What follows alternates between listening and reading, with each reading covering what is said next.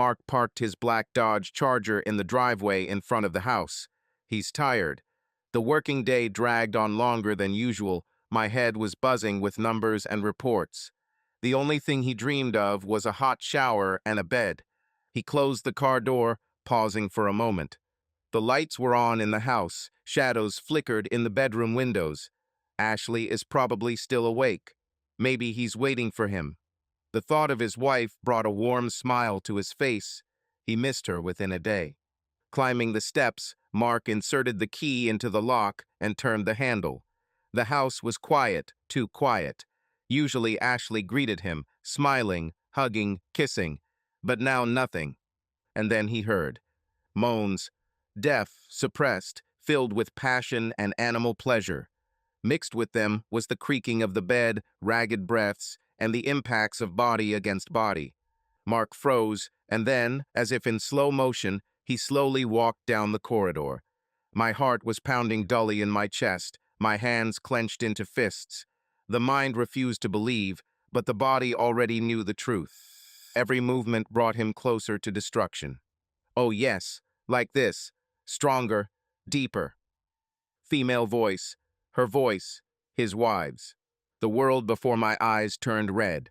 Mark tore the nearest photograph from the wall, their wedding photo, and threw it forcefully into the wall.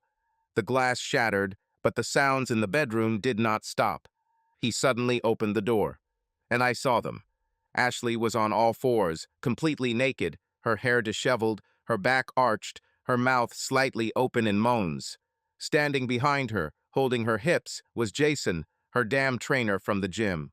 Tall, muscular, sweaty, he had sex with her as if it was his last time. The first thing Mark felt was cold. Then everything disappeared except the rage. "Are you fucking serious?" he roared. Ashley jerked sharply, as if she had been electrocuted, and turned around. Her eyes widened in horror. Jason froze in place, frozen like a deer in front of a truck. "Mark, Shut up, bitch." Mark rushed forward. In one motion, he grabbed Jason by the neck, lifted him off the bed, and slammed him hard into the wall. The coach wheezed, waving his arms confusedly. Mark hit him in the jaw. The crack of bones was deafening. Jason collapsed to the floor, writhing in pain. I can explain everything," Ashley muttered, pulling the sheet over her chest. "Explain?" Mark turned to her, barely restraining the desire to tear the room to pieces. "What do you say, Ashley? What is this error? That it is not what it seems? What were you just wrong?" The wife burst into tears, dropping her head in her hands. Mark looked around the room. Their bed. Their damn bed. The smell of sweat. The smell of betrayal. He turned to face Jason, who was trying to get up, but Mark kicked him in the stomach, sending him crashing back to the floor. "Get dressed, you bastard, and get the fuck out of my house," he growled. "Mark, please," Ashley whined. "You too, creature. Get out of here." She jumped up, hastily grabbing her clothes.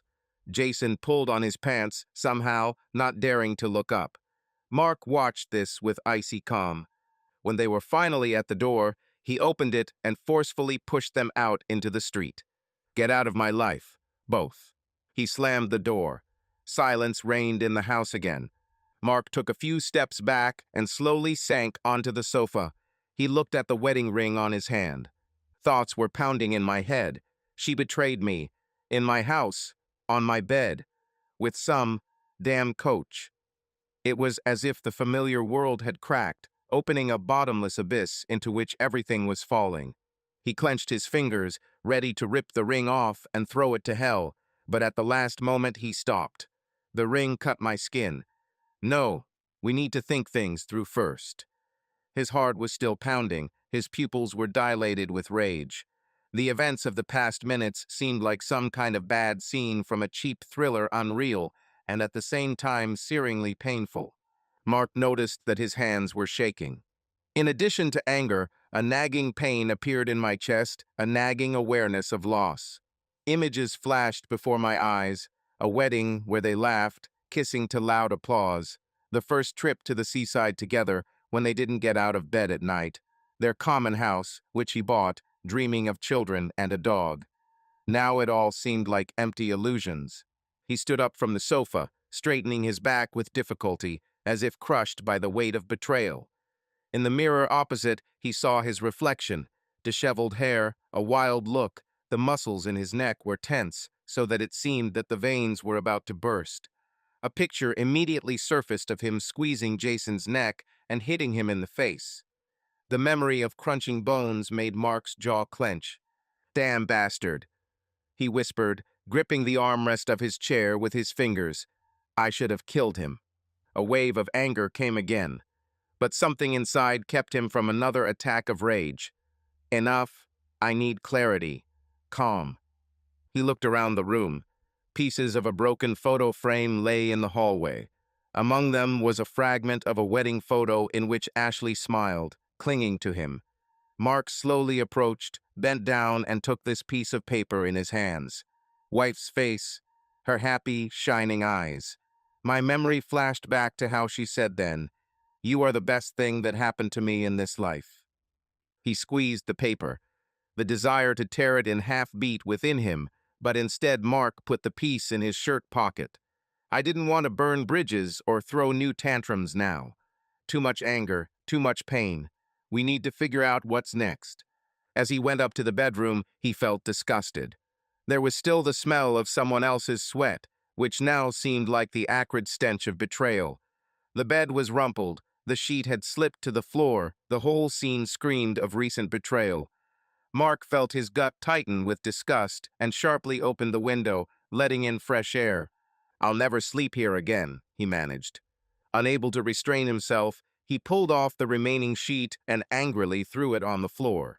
I noticed a telltale stain on the mattress from sweat or perhaps their shared passion. I wanted to take it all out into the yard and burn it. Burn it to hell so that not even the smell remains. However, instead, Mark walked out into the hallway and headed to the bathroom. He opened the tap, letting the water drain, and suddenly felt it shaking again. Adrenaline was boiling in the blood. The heart was pounding so that it seemed to shake the whole body. He sat down heavily on the edge of the bathtub, closed his eyes, and tried to breathe deeper. The water rumbled, raising steam, and his silhouette trembled in the mirror. A few moments later, Mark took off his shirt, threw it on the floor, and stood under the hot stream, praying that the water would wash away everything pain, rage, betrayal. But the hot drops only rolled down the skin, bringing no relief. Ashley's gaze was before my eyes, frightened, pleading, pitiful. And the way she shrank under his cry, how she made excuses. What if she wanted to leave for a long time? What if all of this was just a matter of time? Mark pressed his forehead to the tiled wall. Instead of answers, there were only questions and devastation. After several minutes that seemed like an eternity, he stepped out of the shower, quickly dried himself off, and, without bothering to look for clean clothes, walked barefoot into the living room. There, on the table, lay his phone. Call someone? Tell? To whom? He thought about his friends, about his parents, but could not make up his mind. The lump of shame and pain was too huge to throw it out. The wound is too fresh. Mark ran his fingers across the screen and opened his contact list. His gaze caught the name Ashley, next to the heart he once wrote down her number like that in a fit of love. Hands froze. The desire to press call and express everything that had accumulated struggled with complete impotence. Why talk? She had already made her choice anyway. He put the phone down and looked out the window. The night was quiet, moonless. Somewhere far away, a dog howled. The neighbors were asleep, and only a couple of houses had dim lights. Mark suddenly felt like a stranger, thrown out of his own life. The house he built for family and comfort began to resemble an empty sarcophagus, soaked in betrayal. "I need to leave," he whispered hoarsely to himself. "Just leave here." The thought of jumping into the car and driving away was alluring. But he knew that running was pointless. You can't run away from yourself. He glanced at the wedding ring, still glistening on his ring finger. His hand shook. On the verge of despair and rage, he finally tore off the ring. A pale stripe remained on the skin, the imprint of past love. The ring clanged as it fell onto the glass table and rolled like a small coin before stopping. Mark looked down at him as if he were something alien. The minutes passed, and he still stood there, unable to tear his eyes away. Inside, the realization arose that from now on his life had changed irrevocably. He understood that now was the very beginning of the path through pain, anger, humiliation, and liberation. But so far all this was just a torn cry in the chest. Through the deafening silence, he suddenly heard a muffled rustling at the door. Mark tensed. Has she really returned? Or is it Jason? He prepared himself for another outburst of rage. However, when he opened the door, there was no one behind it. Probably a draft or wind that stirred up a pile of fragments on the floor. Closing the door, Mark suddenly realized that it was approaching midnight. Recent events are like a monstrous fragment of life from which he does not know how to escape. His legs carried him into the kitchen on their own. He opened the refrigerator and took out a bottle of whiskey and a glass. His hands shook as he poured the amber liquid. He leaned against the countertop and took one long sip. The burning flame of alcohol distracted me a little from the staggering pain. He touched with his fingers the empty strip on his finger where the ring had recently been. What the fuck? He breathed quietly. So far there have been no answers. There was only raw, pulsating emotion and the thought that it was going to be a long night. He knew that tomorrow would come, and he would have to make decisions, perhaps the most difficult ones in his life. A conversation with a lawyer, filing a divorce, or maybe some other, completely dark paths. But now Mark didn't want to think. He lifted his glass and drained it to the bottom, hoping that the whiskey would at least slightly drown out the hell that was boiling inside. There was a rumble somewhere in the distance. A thunderstorm must have been approaching. Mark felt that this was a thunderstorm not only outside, but also inside himself. He had to weather a storm, after which he would never be the same again. And if he does not drown in this storm, then perhaps one day he will be able to start everything from scratch. But until then, we need to get through tonight, spend it alone with our demons. He poured more whiskey, put the bottle on the table, sat down in the darkness of the living room, and closed his eyes. And then, a second before the first reflection of lightning illuminated the windows, he quietly squeezed out into the void. Goodbye, Ashley. Mark sat in the dark living room, clasping his fingers in front of him. Several hours had already passed since he threw Ashley and her lover out the door, but his thoughts continued to spin in a frenzied whirlpool. He knew that this moment changed his whole life, but who was he now? Was he simply a victim of betrayal, or a person who will be able to pick himself up piece by piece and move on? Mark Wilson, 35 years old, businessman, founder of his own company developing software for large corporations. His company brought him a solid income, allowing him to live in comfort and not think about money. Tall, fit, with a cool gaze and a strong character, he was never one to give up. And yet, his wife's betrayal hit him harder than any crisis he experienced in business. He remembered his childhood. He grew up in an ordinary middle-class American family. His father, Jonathan Wilson, was a firefighter, a man who risked his life to save others. Tall, strong, with an unbending will, he always instilled in Mark that men should be strong, honest, and protect those they love. His mother, Rebecca, worked as a journalist for a local newspaper, writing articles about social issues and investigating high-profile cases. Her pen was sharp, and her spirit was unbending. She always told Mark, "Ask questions, never accept the world as it is. Always seek the truth." Life in their small house on the outskirts of Chicago was far from luxurious, but Mark grew up in an atmosphere of discipline and respect for work. He remembered the smell of coffee that his mother brewed early in the morning while she was working on the next material, the smell of burning from his father's uniform, who returned from duty exhausted but proud of his work. He remembered the noisy family kitchen, where in the evenings they would gather together, discussing the day, exchanging jokes, and arguing. As a teenager, he worked part-time after school. First, he delivered newspapers, then he worked in an electronics store, where he learned to fix computers and understand programming. This work led him to his first real passion, code. He would sit at a keyboard for hours, developing simple algorithms and learning how systems worked. His father approved of his aspirations, but always reminded him, "You can work with your head, but remember that your strength lies in who you are and not just in what you can do." After graduating from school, Mark entered the University of Illinois. He had to work nights at its startups to pay for his studies. He wrote code, developed interfaces, and advised students. This period tempered him, made him hardworking and ambitious. He didn't just create programs, he learned to see the future, manage people, and find non-standard solutions. After graduating from university, he got a job at a large technology company. There, he quickly climbed the career ladder, but working for someone else depressed him.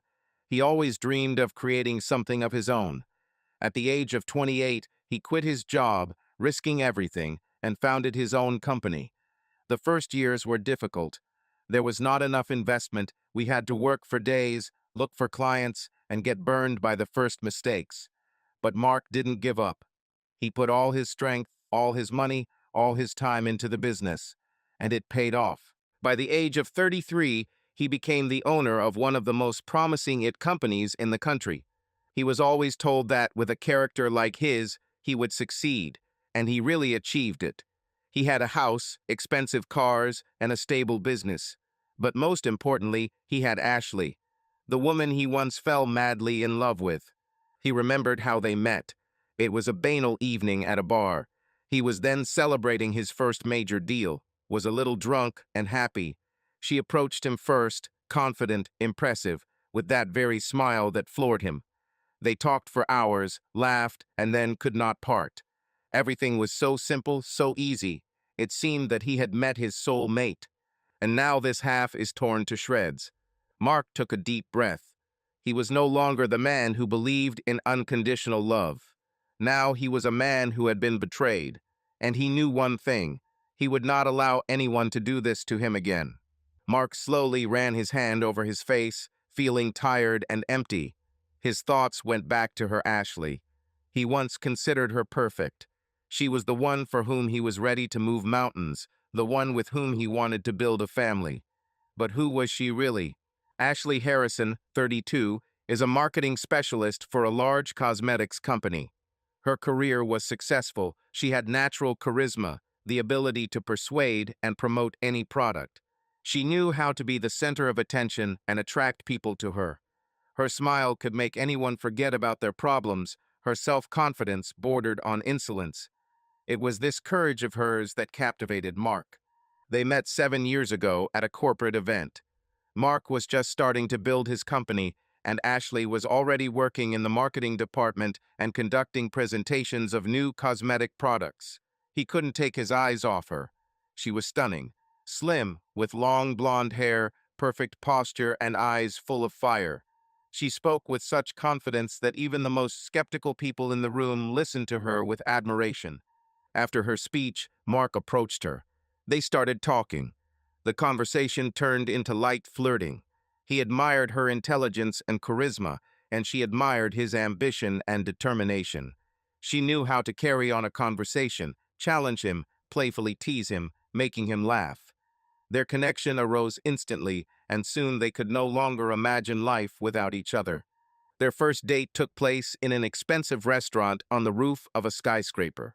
She came in a tight black dress that emphasized her impeccable figure. Mark couldn't take his eyes off her.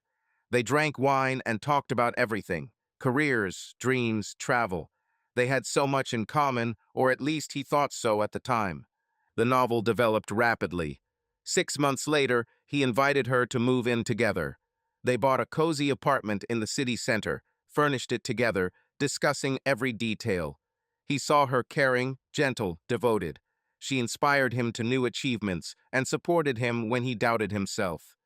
There was always laughter in their house, wine flowed like a river, and the nights were full of passion. 2 years after they met, he proposed to her.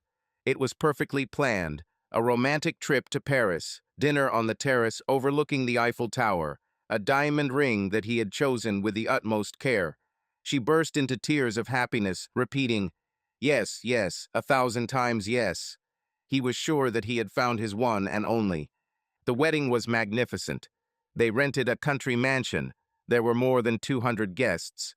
She looked like a queen in a snow-white dress, and he looked like a man who had everything. They swore eternal love to each other, looked into each other's eyes, and believed that their happiness would last forever. But the years passed. The ideal began to crack. Mark began to notice that Ashley spent more time at work, often stayed late, and paid less attention to him. She always looked perfect, but now she cared about how she looked to others. He began to feel that their marriage was becoming a formality. They lived under the same roof, but as if in different worlds. He remembered the day when he first suspected something was wrong. She came home late. The smell of her perfume was stronger than usual. Her makeup was carelessly wiped off. She avoided his gaze, quickly took a shower, and went to bed without even kissing him goodnight. Then he drove away the bad thoughts, blaming everything on fatigue. Now he hated himself for this naivety. Mark clenched his fists. He loved her. I gave her the best years of my life. Ashley has always taken pride in her appearance. Her job in marketing required not only the ability to persuade, but also an impeccable appearance. She always took good care of herself: makeup, hairstyle, well-groomed nails. But after several years of marriage, she began to notice changes. In the mirror, she saw not the same girl who had conquered Mark 7 years ago. A slight fatigue appeared in the eyes. The soft contours of the body no longer looked as toned as before.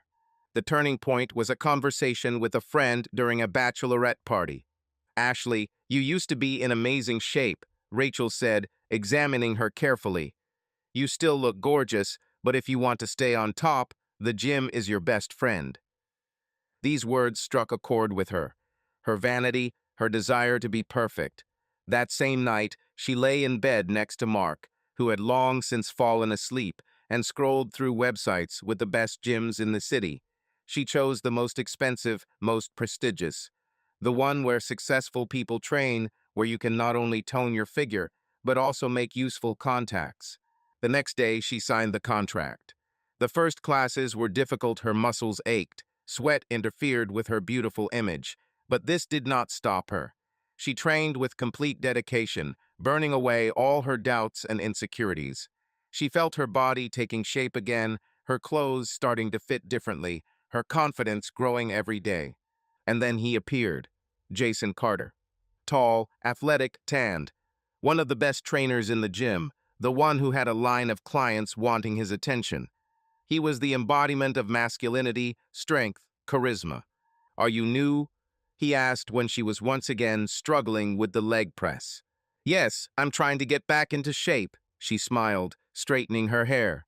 "I could help if you want," he offered, leaning closer. And that was the beginning. Ashley has always been a confident woman. She is used to keeping everything under control: her career, appearance, family life. But with Jason, it was different. He was a danger, a fire that beckoned her, even though she knew she could get burned. She tried to convince herself that it was just a hobby, that she was only attracted to him because he was her coach. But with each new lesson, he penetrated deeper into her thoughts. Their romance began almost by accident, or perhaps it seemed so only to her. After one of the workouts, Jason suggested that she stay 15 minutes longer to show her some new exercises. Around 10 in the evening, the hall was almost empty. Only a couple of people were doing stretches in front of the mirrors. He walked up behind her, his hands sliding over her shoulders, correcting her posture, then lingering a moment longer than necessary. "Relax," he whispered in a low voice. She felt a heat run through her entire body. This was something new. Mark had never spoken to her in that tone, had never touched her like that. She knew it was wrong, but the desire pierced her stronger than the guilt. A few days later, she stayed after training again.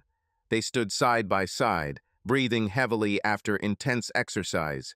He smiled at her, wiping sweat from his forehead. "You're doing a good job, Ashley."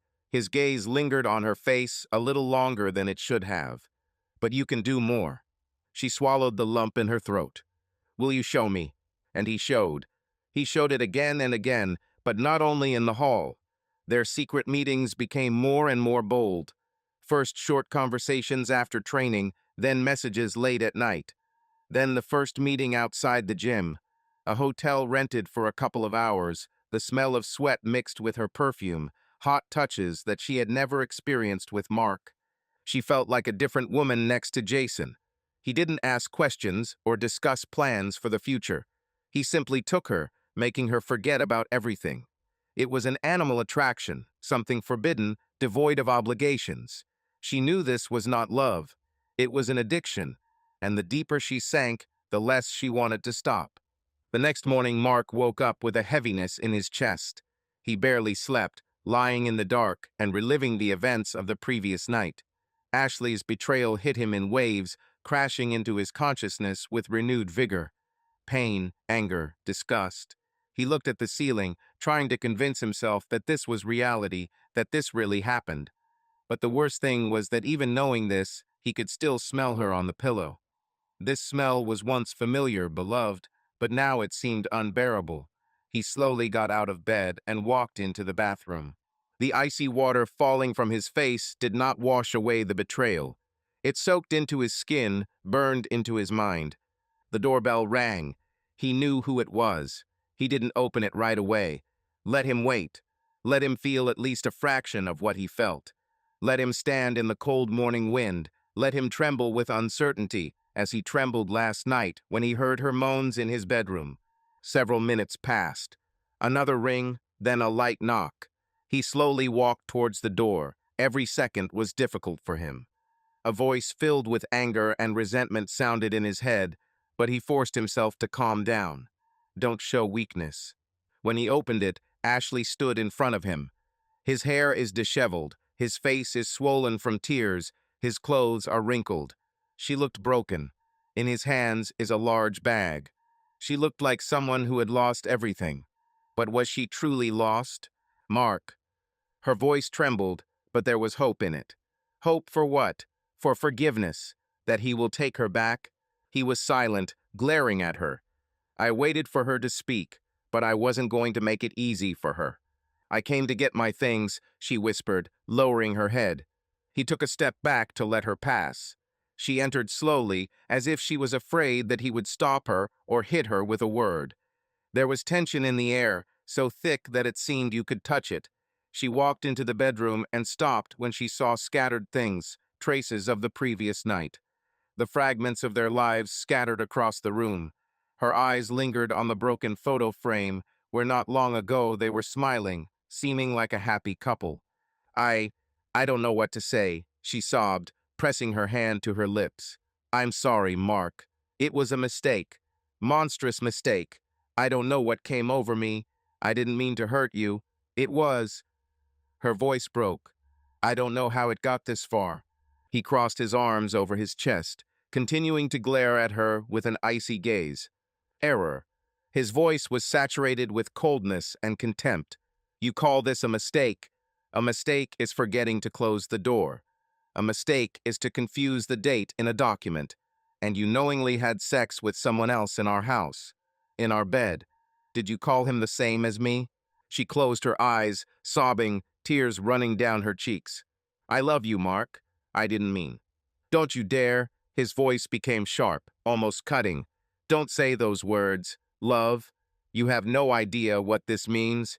She took a step towards him, extending her hand, but he immediately pulled away, as if touching something poisonous. I'm ready to fix everything. Her voice became pleading and trembling. I know it's unforgivable, but I was stupid, I was confused. This doesn't mean I don't love you. Please, Mark, can we try? He looked at her coldly, without blinking. We? No, Ashley. There is no us here anymore. You ruined everything. I'm filing for divorce. This is not even discussed.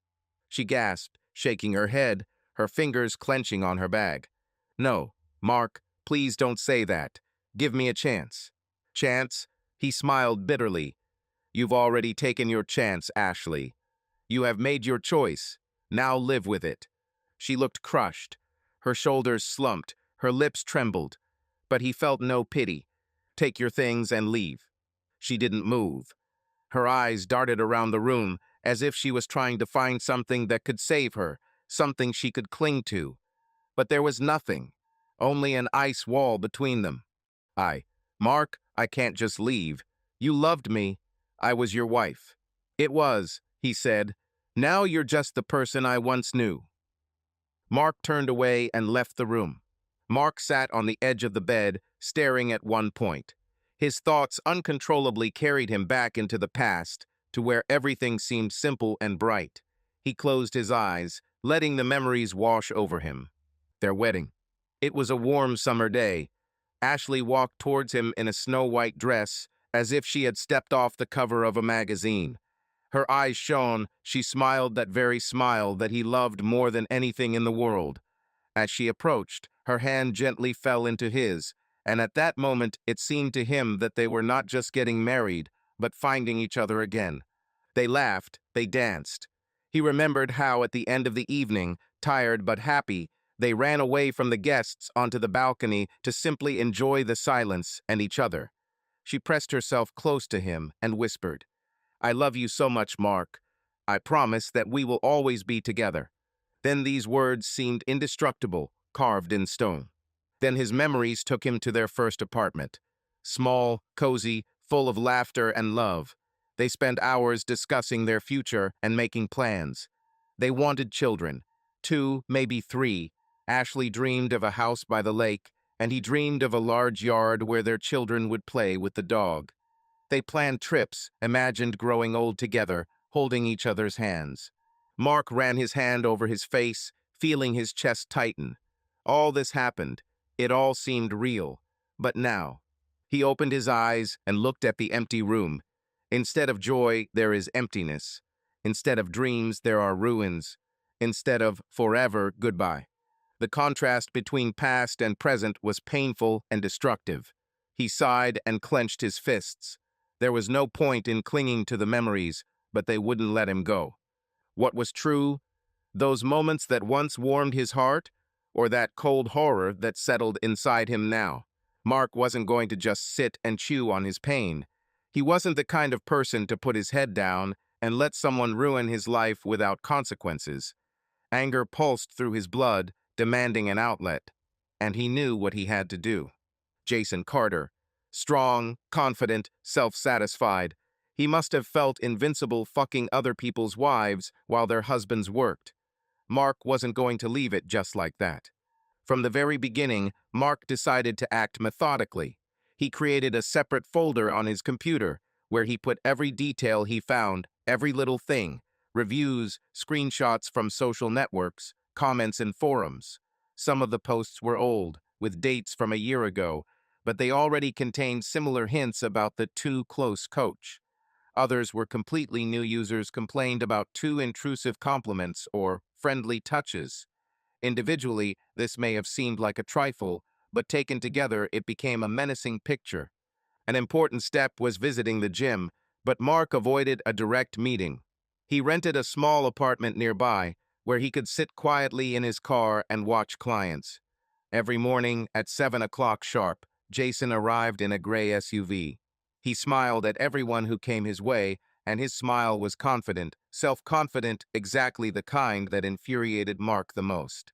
Through the wide glass of the gym, part of the gym was visible.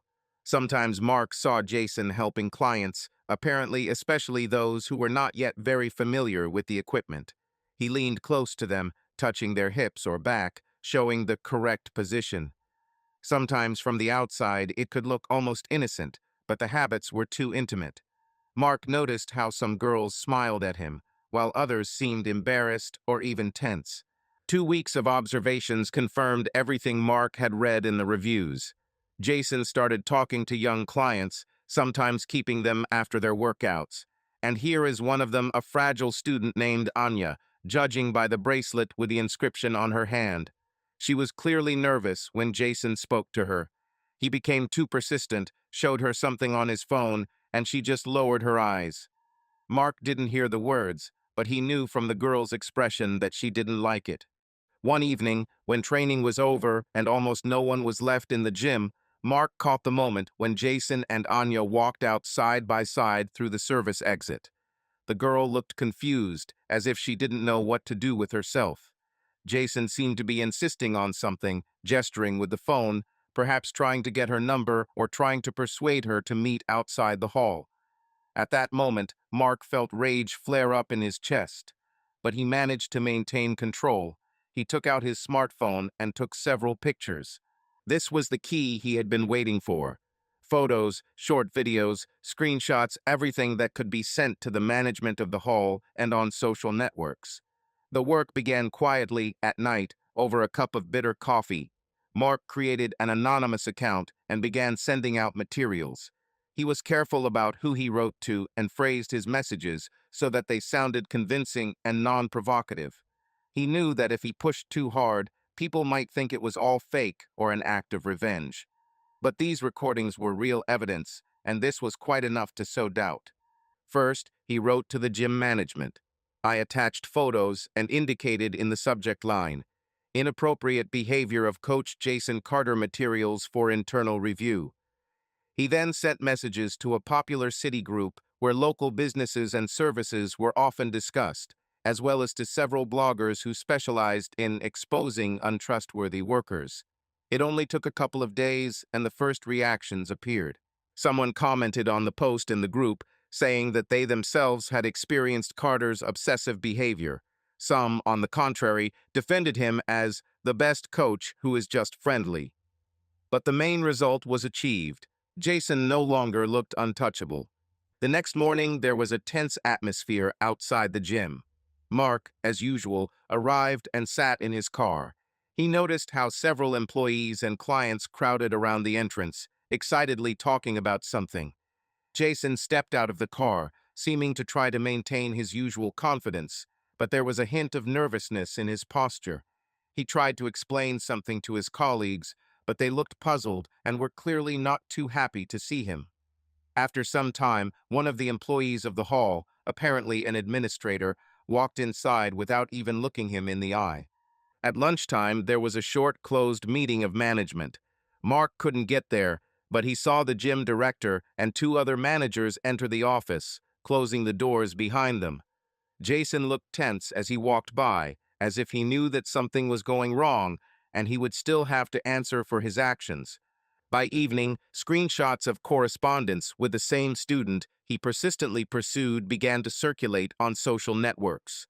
It seems that the girl, feeling supported and seeing that she was not alone, decided to stop being silent and told details about Jason's constant hints and attempts to schedule personal training at his home. Her friend posted this on her story, tagging the gym's account.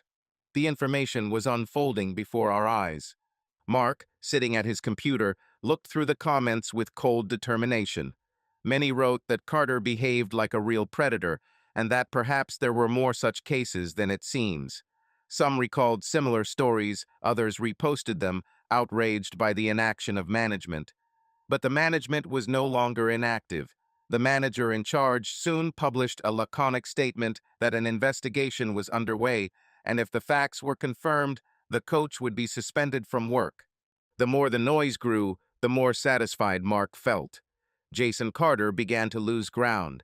Someone who was used to being the center of attention and enjoying the status of a gym star suddenly found himself under a barrage of accusations and gossip. The reputation he had built over the years was crumbling right before his eyes. A hurricane was raging inside Mark. He thought that revenge would bring him relief, but it did not. Every new day was a struggle with myself, with emotions, with the emptiness that settled inside. He felt like his life was falling apart, like something inside him was breaking and refusing to come back together. He began to spend more time in the gym. The iron, the rattle of the barbell against the racks, the pain in the muscles, all of this somehow helped to drown out the pain in my heart. Mark trained to the point of exhaustion, to the point where his body refused to obey and his mind plunged into emptiness. He hit the bag, imagining Jason's face, over and over until all that was left was a thud and beads of sweat falling onto the mats. Everything at work went downhill. He forgot about meetings, lashed out at employees, and couldn't concentrate. His company had always been his pride, but now he didn't care. One of his top managers cautiously entered the office and asked, "Mark, what's wrong with you? You are not yourself." He didn't answer, he just waved it off, continuing to stare into space. A single thought was spinning inside him. Why? Why did she cheat? Every time he tried to find an answer, he found himself at a dead end. They had a good life, stability, love, or so he thought. Ashley didn't suffer, didn't need anything. Then why? Was he insufficient, not attentive enough, not passionate enough? He was at a loss, replaying all their conversations over the past months. He looked for hints, signals, warnings that he might have missed, but he found only emptiness. One night he sat down at the kitchen table, placed a bottle of whiskey in front of him, and poured himself a full glass. He drank slowly, trying to drown out the voice inside, but it did not stop. She cheated on you because you weren't the only one for her, because she wanted something else, because you didn't notice it yourself. He closed his eyes, gritting his teeth tightly. He was not weak. I couldn't be weak. But now he felt overwhelmed, empty. And worst of all, despite all the anger and pain, he still couldn't get her out of his head. Mark heard the doorbell ring late in the evening. He didn't expect guests and didn't even watch TV. He just sat in the semi-darkness, staring at the wall. His heart sank when he looked through the peephole. Ashley. He opened the door, leaning his hand on the frame.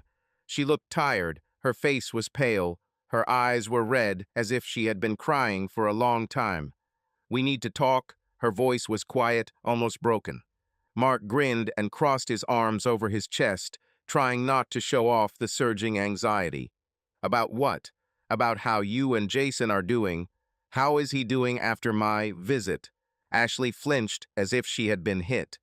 There was a tension in the air, as if something intangible but frighteningly real stood between them. "This is not about him. This is about us. About you." She sighed heavily, as if she needed considerable effort to say the next phrase. "I'm pregnant, Mark." He was silent for several seconds. Surprise, fear, resentment, everything mixed into an incomprehensible tangle. Finally, he squeezed out, "Well, congratulations." His voice sounded cold and distant. "Just one question. Is this my child, or are you not sure?" Ashley's bottom lip trembled. She clenched her fist, trying to cope with the feelings that overwhelmed her. I don't know," she admitted, not finding the strength to lie. Mark laughed a short, sharp laugh without a trace of joy. "Of course you don't know. How can you know if you've been jumping from one bed to another?" Ashley bit her lip and looked away. "Mark, please. I'm confused. I made a mistake. But it's true, I don't know who the child is from. And I don't want him to grow up without a father. If he's yours." Mark took a step forward. Ashley, recoiling, involuntarily stepped back. He saw the fear in her eyes, and it strangely gave him a feeling of gloomy superiority. "Do you know that your Jason is not just some kind of coach, but a real womanizer?" Mark muttered, looking her straight in the eyes. "He's already been through this with other women. He seduced his clients, slept with them, and then disappeared. Maybe you're next?" Her eyes widened in shock. This is not true." She said this more to herself than to him, as if she was trying to convince herself. "Sure?" Mark leaned closer. "I saw evidence, talked to people. With one of them, he also waited until she announced she was pregnant and then ran away. Do you think a different fate awaits you?" Ashley closed her eyes, and her face was distorted from internal pain. "I don't know. I don't know what to do," she whispered, as if losing her last stronghold.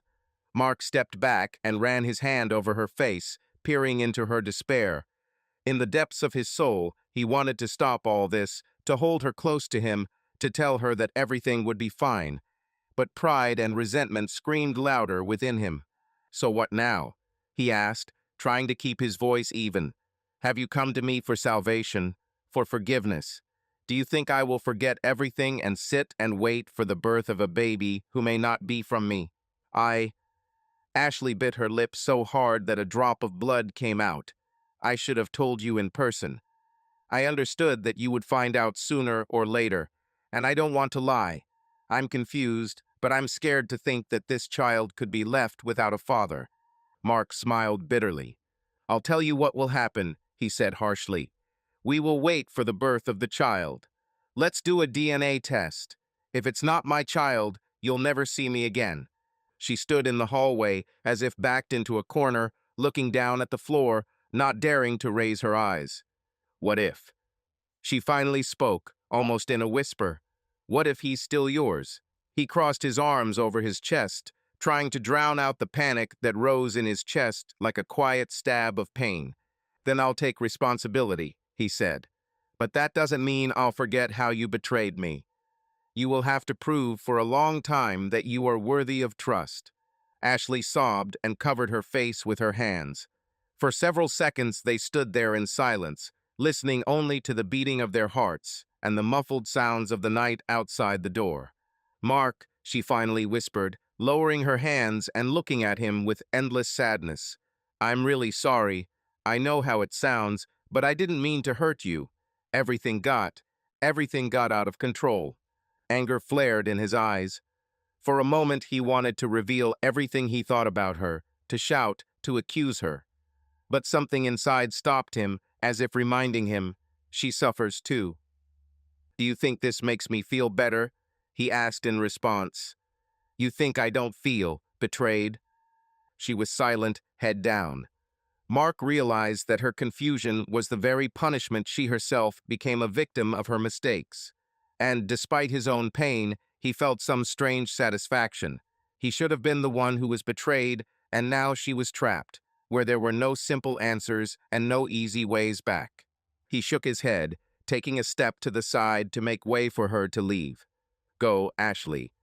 His voice sounded quieter than a minute ago. I need time to think about everything. And you better decide what you really want. She nodded, barely sobbing a thank you. And without raising her eyes, she left the apartment into the night, leaving Mark in the corridor with an agonizing feeling of loss and a bitter desire to turn back time at least a little. After the door closed, Mark leaned against the wall and closed his eyes. It seemed to him that his heart was being squeezed in a vice. He always imagined himself as a strong, confident man, someone who knows what he wants from life. But this situation destroyed all illusions.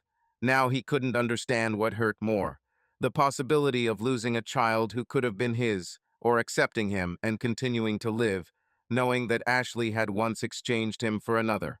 In the silence and semi-darkness of his own corridor, he suddenly realized that a new night had come, the longest of his life, and that he has as much uncertainty ahead as Ashley, if not more. Mark sat alone for a long time, staring at one point. His mind raced between hatred and doubt.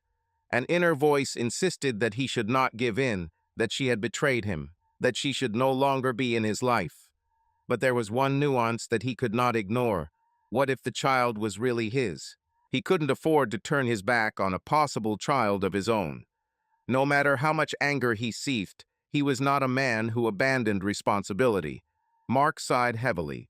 The next morning he dialed her number. Ashley answered with a tremble in her voice, as if she had been waiting for this call. Come, he said briefly. An hour later, she stood on his threshold. There is anxiety, fear, and hope in the eyes.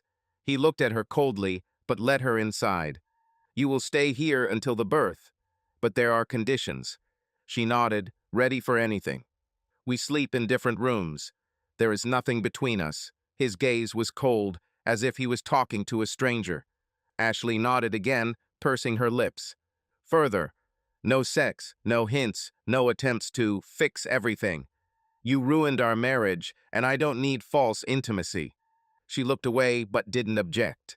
And the last thing, Mark paused, looking straight into her eyes. We're going to therapy, joint consultations, not in order to fix us, but in order to understand how we will interact further. First of all, for the sake of the child. Ashley looked at him, her eyes filled with tears, but she didn't argue. Okay, she whispered. Mark nodded, crossed his arms, and took a deep breath. And remember, his voice became firmer. As soon as the baby is born, we will do a DNA test. If he is mine, we will try to figure out what to do next.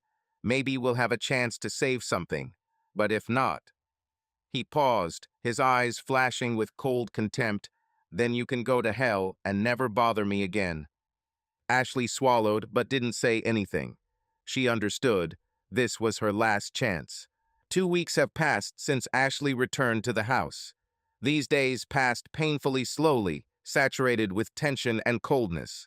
They lived under the same roof, but as if on different planets. They talked only when necessary, avoided making eye contact, and ate dinner at different times.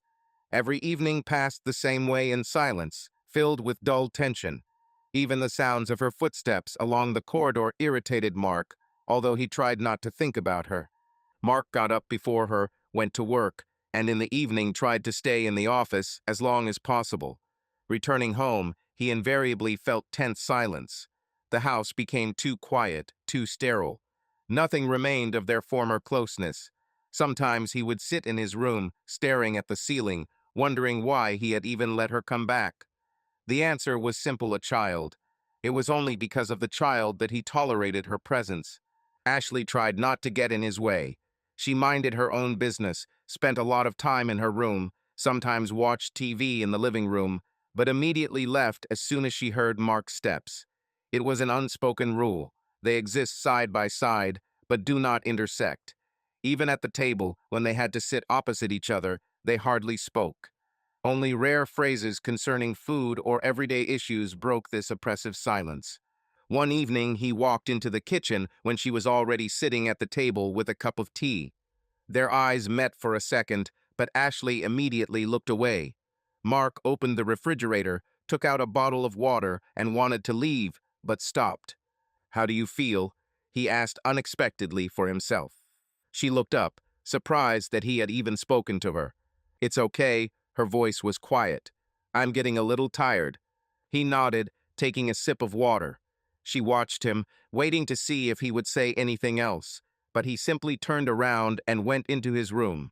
However, upon entering there, he sat for a long time on the edge of the bed, replaying their short conversation in his head. Why did he even talk to her? Why did he care? At night, Mark often woke up, hearing her quiet sobs from behind the wall. She cried almost every night, but he didn't allow himself to react. He didn't care, shouldn't have cared. He repeated this to himself over and over again.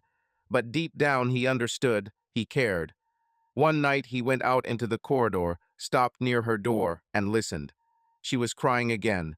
He clenched his fists, turned around, and returned to his room, angry at himself for this outburst. A few days later, he noticed Ashley holding her lower back, wincing slightly in pain. He knew that pregnancy was difficult, that it was not easy for her. He told himself that it was not his place to take care of her. But that evening, he left a pack of prenatal vitamins on the kitchen table, without words, without comment. In the morning, the packaging was gone. She took them.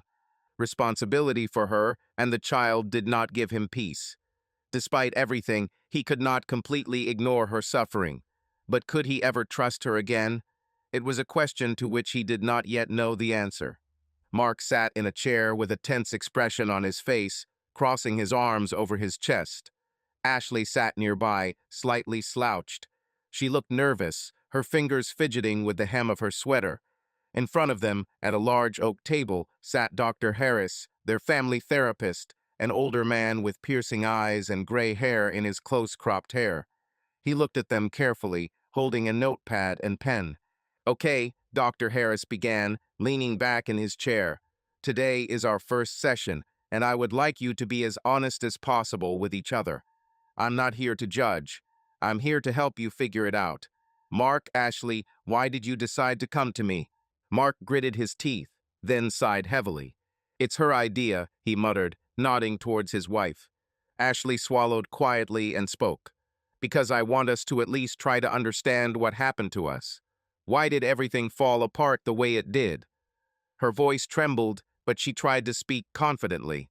Dr. Harris turned his gaze to Mark. "And you, Mark? How do you feel about this idea?" "I think it's useless," he snapped.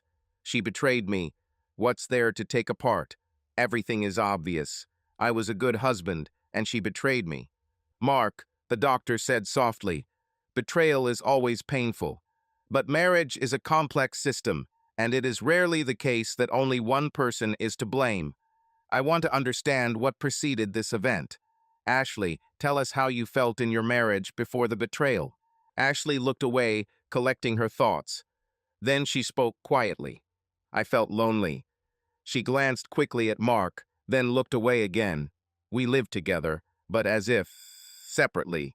You were always busy with work, always in your business, in your affairs. I don't blame you. I understand that you tried for us, but I felt like I was in the background. Sometimes I even thought that you didn't notice me. Mark huffed in irritation. So, in your opinion, this is an excuse.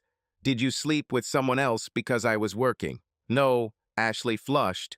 This is not an excuse. This is the explanation. I don't want to make excuses. I just want you to understand that there were cracks in our marriage long before this. I was looking for confirmation that someone still needed me, that I still have value. Dr. Harris nodded. A feeling of invisibility in marriage is one of the common causes of crises in relationships. But Ashley, have you tried telling Mark about this? About feeling unwanted? Ashley nodded, but uncertainty. Yes, but he didn't hear me, or didn't want to hear. Every time I started talking about how I lacked his attention, he brushed it off. He said, I'm busy, I'm tired, I'm working for us. At some point, I just stopped trying. Mark clasped his hands. It's so convenient, right? You didn't even try. You just found the first one who smiled at you and decided that this was the way out. Dr. Harris raised his hand to stop him. Mark, I understand your anger. This is a natural reaction. But let's try not to blame each other, but to get to the root of the problem. Have you really noticed that Ashley feels lonely? Mark was silent. He wanted to say no, but something inside him didn't allow it. He remembered all those evenings when he would come home late and Ashley would sit cross-legged in the living room, clearly waiting for him. I remembered her disappointed sighs when he answered her in monosyllables, burying his face in the phone. He remembered the moments when he saw sadness in her eyes, but did not try to understand the reason. He cleared his throat, not knowing what to say. Maybe I really didn't notice. Maybe I was too focused on work. Ashley looked up at him in surprise. Dr. Harris smiled slightly. This is already a step forward. Recognizing a problem is the first step to solving it. The question is, do you both want to figure out what happened and try to change something? Mark looked at Ashley, then looked away again. I don't know, he admitted honestly. Ashley nodded, her lips trembling. I understand, but I want to try. I want you to understand me, at least a little. Dr. Harris sighed. So we have something to work on. In the next session, we will try to figure out exactly what moments led you to this point. In the meantime, try to listen to each other at least a little. No charges. Just listen. Mark knew that simply ruining Jason's reputation wasn't enough. He was too self-confident, too used to getting out. A simple dismissal will not stop him. He will find another room, another job, new victims. No, Mark wanted this man to feel real fear, so that his name would become a curse, so that the doors would close in front of him forever. He began to think through a plan. Jason was a master manipulator, but Mark had one advantage: he was smarter.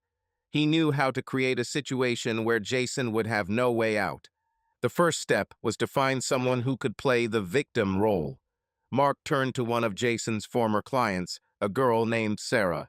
He found out about her when he was collecting information about the trainer's adventures.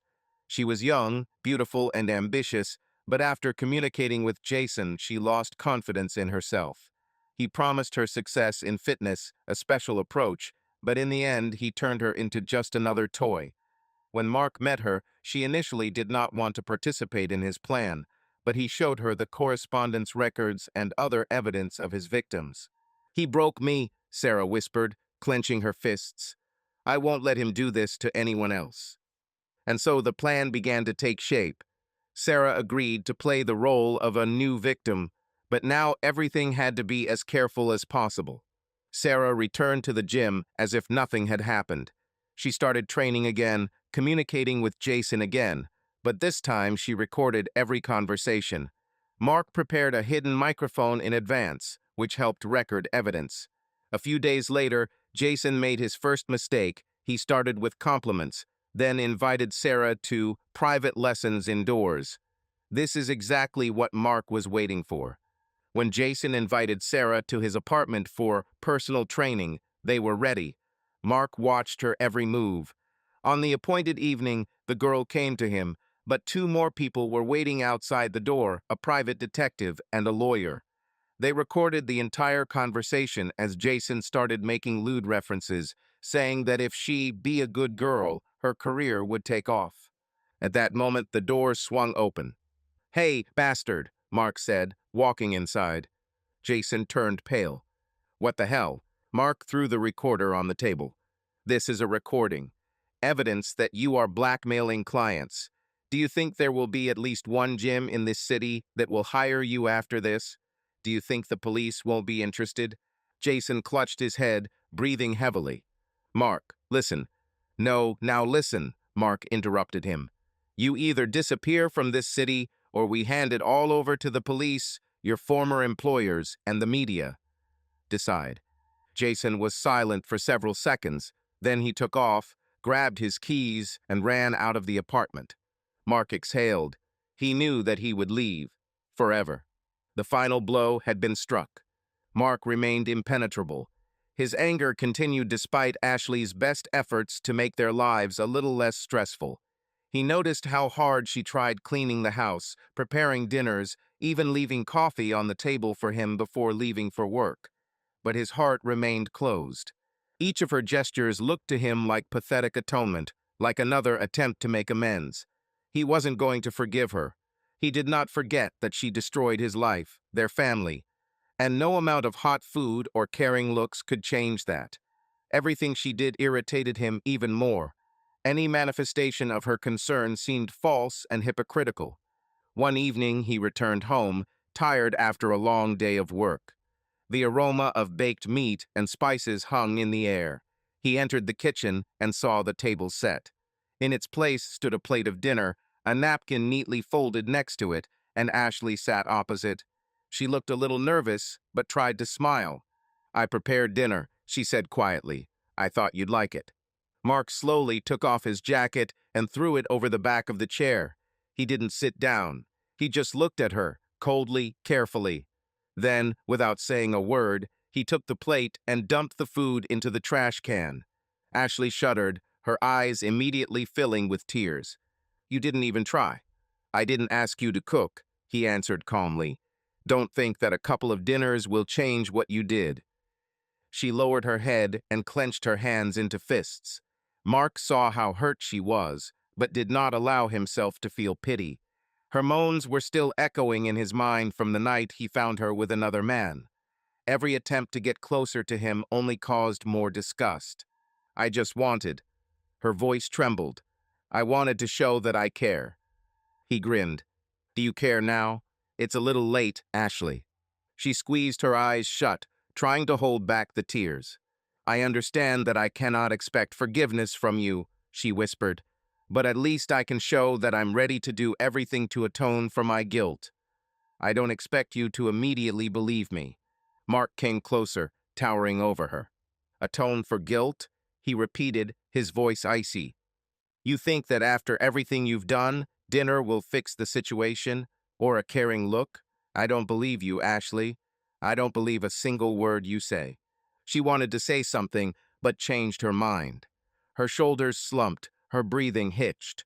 Mark turned away and walked into his room, loudly slamming the door behind him. Left alone, Ashley sat down on a chair, covered her face with her hands, and burst into tears. Mark woke up in the middle of the night, feeling strangely restless. He lay in the dark, listening to the silence of the house, but after a few seconds he heard a faint sound. Quiet, muffled. Crying. The sound came from the next room. Ashley. He clenched his teeth and turned to the wall, trying to ignore it, but the tears sounded so sincere, so heartbreaking that he could not simply turn off his emotions. She was not just crying out of sadness, it was the same deep, hopeless cry of a person who had lost everything. And the worst thing was that he knew that she had lost him. Mark closed his eyes, trying to block it out. Her problems, her guilt, her tears, let her cry. But something inside him protested. It scratched from the inside and did not allow me to fall asleep again. He rolled over and covered his ears with his hands, but the sound of her quiet sobs was still clear. It was as if he was cutting him alive. He remained in the same position for several minutes, hoping that the sound would subside, but it did not subside. On the contrary, the sobs only became louder, and then suddenly broke into a hoarse sigh. He heard her try to stop her tears, but she couldn't. Crap.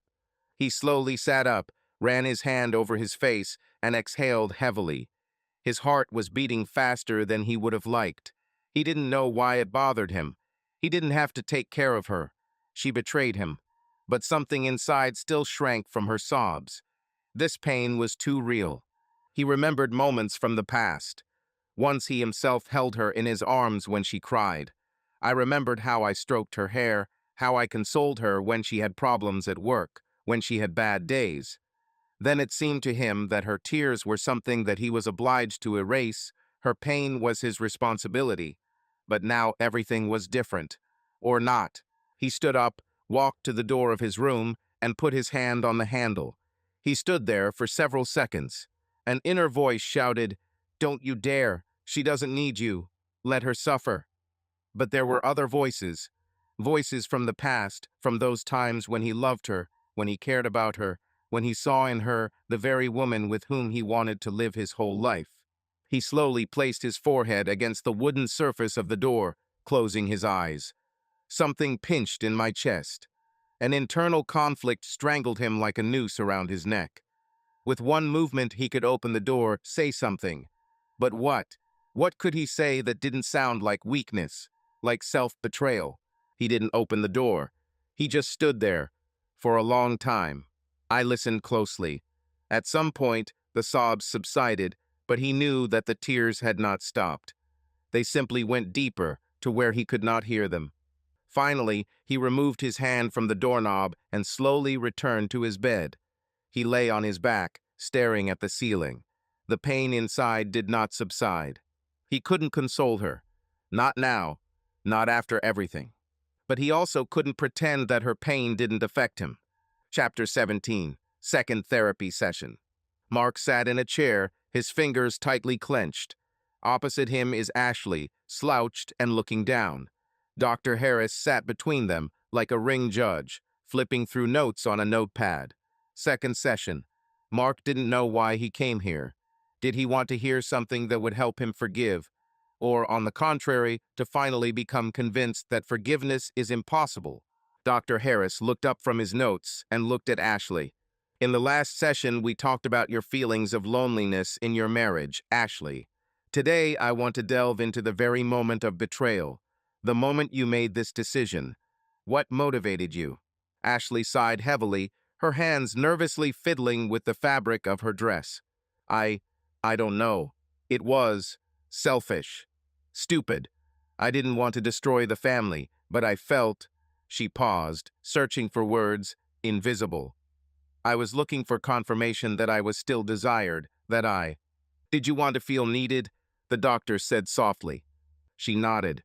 Mark grimaced, barely containing his irritation. And you found this confirmation between the legs of another man. His voice was full of poison. Ashley winced, but didn't look away. Dr. Harris turned his gaze to Mark. I understand that this is painful, Mark, but if we want to understand what happened, we will have to be completely honest. He paused, then calmly asked, Ashley, did you enjoy having sex with another man? Mark jerked his head up, his eyes flashing with anger. What the hell? Calm down, the doctor said firmly. This is an important question. Ashley held her breath, her face flushing with embarrassment. It wasn't about sex, she muttered. It was about attention. That I felt wanted, that someone was looking at me with admiration. But there was sex, Mark responded coldly, and you liked it. Ashley closed her eyes, as if afraid to tell the truth. It was different, not like with you. Differently, Mark grinned, his voice full of sarcasm. So tell me straight, was he better than me, more than me? Did you have more fun? Ashley sank into her chair, head down. Mark, answer, he demanded. Dr. Harris raised his hand to signal calm. Ashley, I understand this is a difficult question, but Mark has a right to know. She was silent for a long time. Then, dully, as if the words were stuck in her throat, she whispered, "It was. Not that important. At that moment, I didn't think about comparison. It was not passion, not love. It was an escape, and I'm sorry, more than I can explain." Mark was breathing heavily, his fists clenched so tightly his knuckles were white.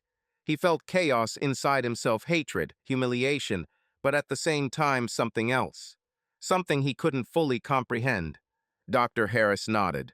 "I know it's difficult, but today we took an important step. We began to examine not only the betrayal itself, but also its consequences for both of you. Mark, you are angry, but you continue to come to these sessions. It means something is keeping you here." Mark didn't answer.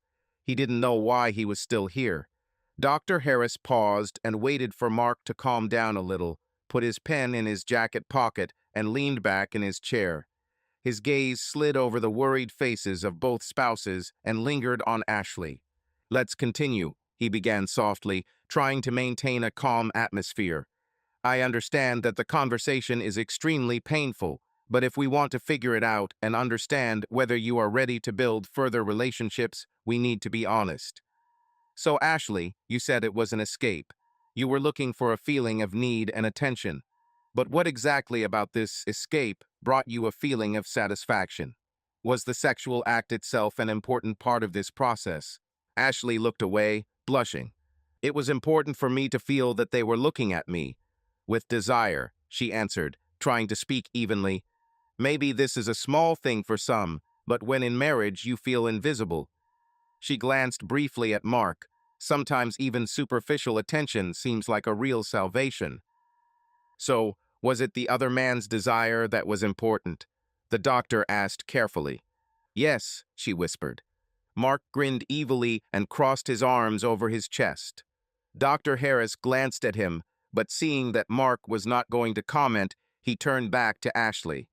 "You said you didn't compare him to Mark. But let's say this clearly. During sexual intimacy with your lover, did you feel physical satisfaction? Did you really enjoy having sex with him?" Ashley frowned, her eyes darting between the doctor and Mark. "I." She took a deep breath, as if gathering her courage. "I can't say that he was better or worse. It was just different. I was excited not so much by the process itself, but by the feeling that I was wanted. Of course, the sex itself also brought pleasure, but—" She stopped, her eyes filled with tears. "It was wrong, I know." Mark clenched his jaw and looked at the floor, hiding the emotions that flared in his eyes. "Brought pleasure. So I didn't satisfy you," he muttered, still avoiding looking directly at Ashley. She shook her head. "No, that's not the point. You are satisfied, but I felt that we had become strangers. And at that moment, I didn't know how to tell you how painful it was for me to feel lonely next to my own husband." Dr. Harris leaned forward, clasping his hands. "We come to a very important part, comparison. Mark asked a direct question: was your lover better, more? Let's be clear. What was your intimate relationship like with Mark before you cheated? Did you feel physical dissatisfaction, or was it really just a matter of emotional distance?"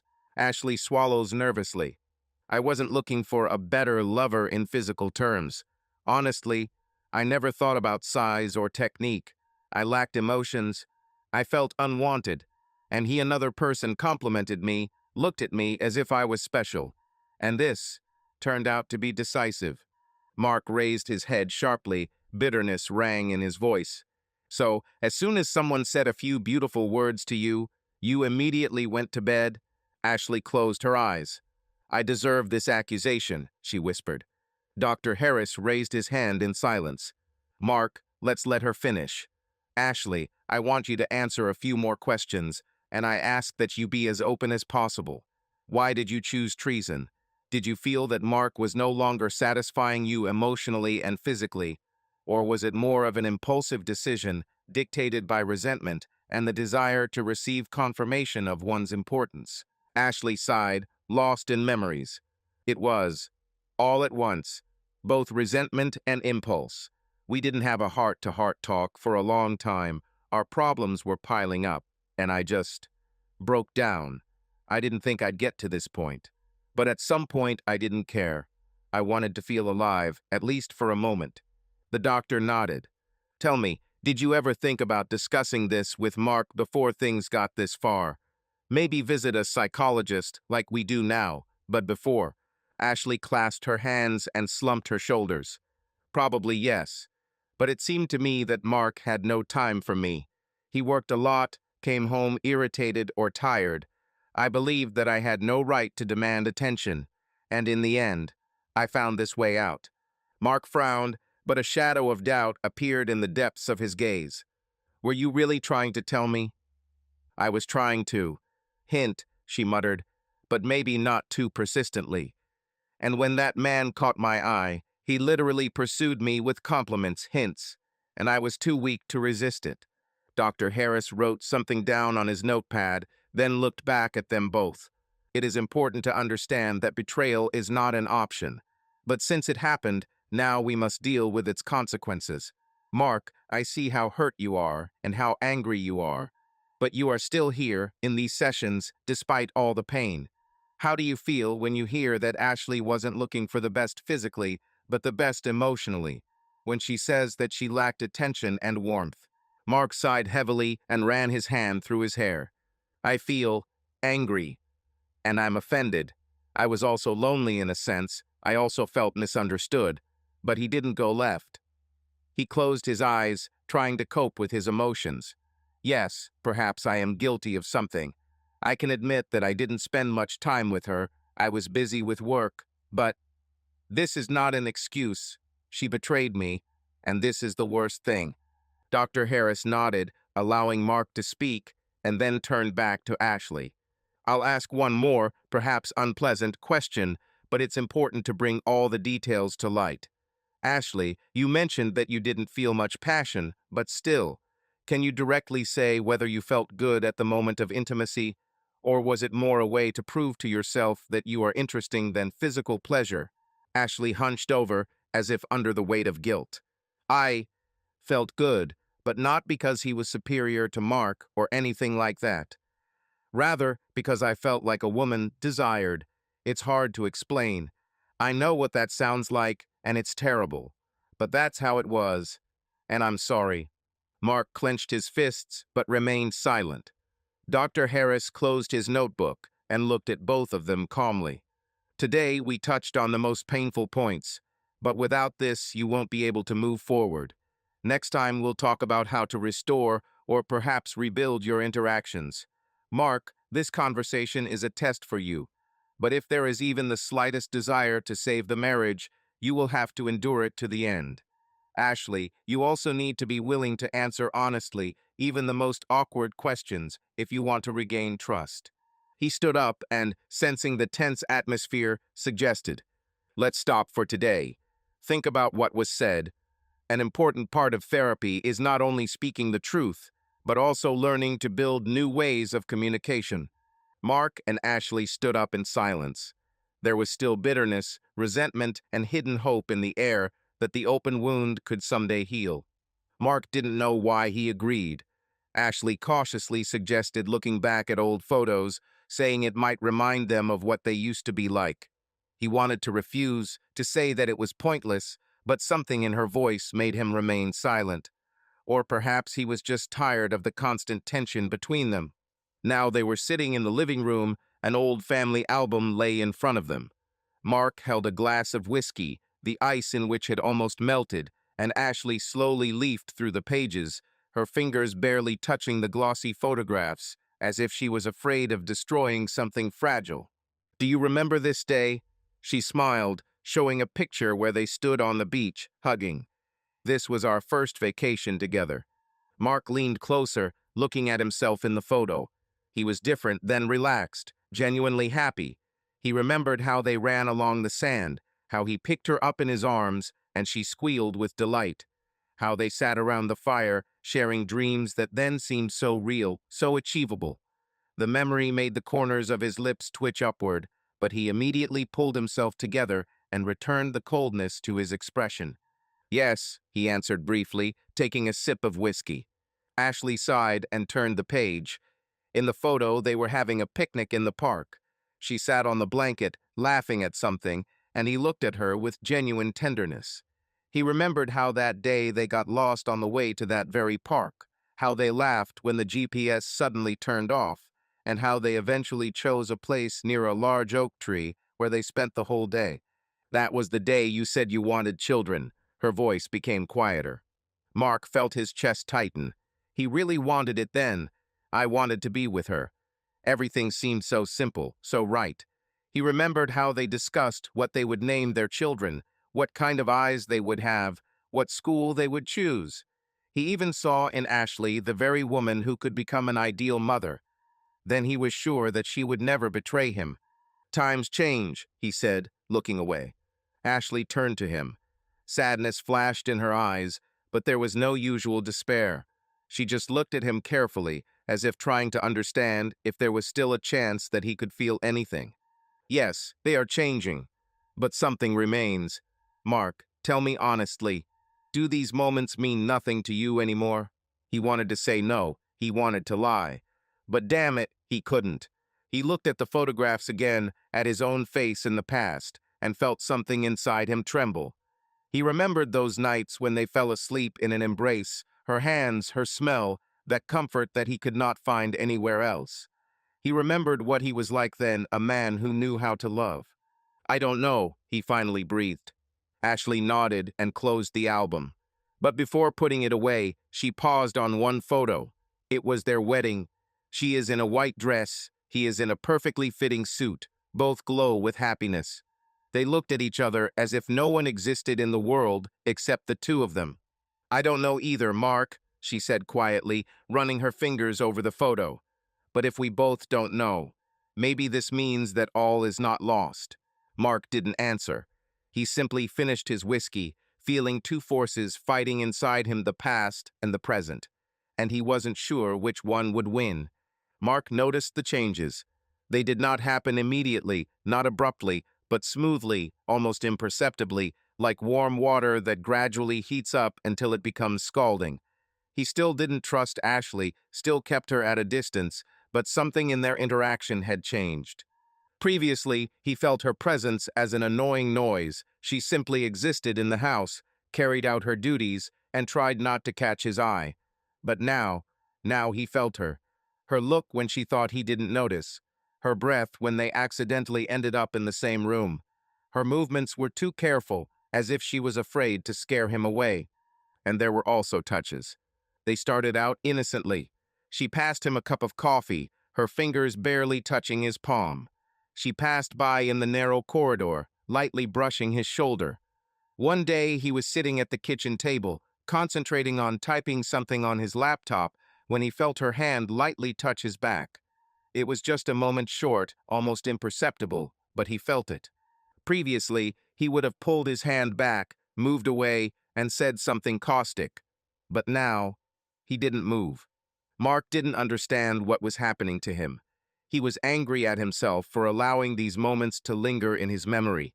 He tried to convince himself that it didn't matter, that it was still too fresh, too painful. And yet, her every touch left behind a strange warmth that I didn't want to throw away. He noticed something else. Sometimes, when she thought he wasn't looking, her lips would tremble, as if she wanted to say something but didn't dare. He saw how she closed her eyes after another accidental touch, as if trying to hold on to the moment. But he still wasn't ready. Not now. One evening, he walked into the living room and saw Ashley curled up on the couch with a book. Her hair was pulled back into a messy bun, and there was a look of fatigue on her face. She looked at him and smiled. Not broadly, not confidently, but carefully, as if she was testing his reaction. He felt something clench inside him. "Would you like some tea?" she asked quietly. He nodded. This was the first time in a long time. The first time he allowed himself to accept her care. The conversation happened unexpectedly. They sat in the kitchen, drinking tea. It was one of those rare nights when the tension between them eased a little. The silence was not oppressive, but rather cautious, filled with unresolved questions. It seemed that the air between them became denser, as if before a thunderstorm. Mark looked at the mug in his hands. Then, without looking up, he calmly said, "Have you thought about what you will do if the child is not mine?" Ashley winced. She clearly hadn't expected this question, but judging by the way her fingers tightened their grip on the handle of the cup, he knew she was thinking about it. "I thought for a long time." "Yes," her voice was quiet. "I will go to my mother." Mark slowly raised his head, peering into her face. "Will you just leave?" There was something between surprise and irritation in his voice. Ashley took a deep breath, as if preparing for a difficult conversation. "What else should I do, Mark? Stay here, seeing your face every day, knowing that the child is not yours, watch you hate me even more." Her eyes darkened with emotion. "I don't want to cause you more pain, and I don't want to. I don't want to force you to live with a child that doesn't belong to you." He bit the inside of his cheek. Something in her voice touched him. Determination, sadness, or maybe fear. "You understand that after this, we will never see each other again?" he said coldly. Ashley looked down and nodded. "Yes, understand." Mark clenched his fingers into a fist. He expected anything. Tears, hysteria, attempts to persuade him, but not such calm. She had already made her decision. She had already mentally said goodbye.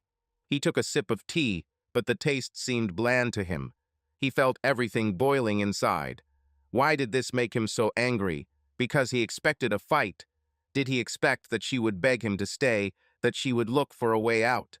But no, she has already decided everything. And for some reason, this angered him more than any of her betrayals. "You're not fighting," he said. "You just give up." Ashley looked up at him. Fatigue splashed through them. "Do you want me to fight? Did you give me at least one chance?" Her voice trembled, but she did not raise it, did not shout.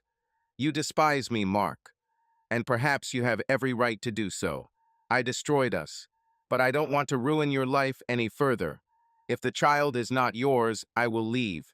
I won't hold on to something that's already broken."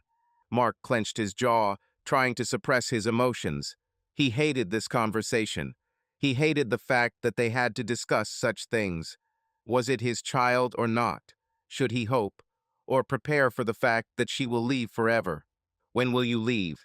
he asked sharply. Ashley clenched her fingers on the cup, as if clinging to it as if it were the last point of support. "As soon as I get the DNA results. I'm not going to force you to take anything. I just want to know the truth." Mark turned away, barely containing his anger. The whole situation seemed wrong and painful to him. He wanted to just turn around and leave, but something forced him to stay. The question to which he was afraid to hear the answer. What if the child is still his? Then what? Can he live with her? Forgive? Give it a chance.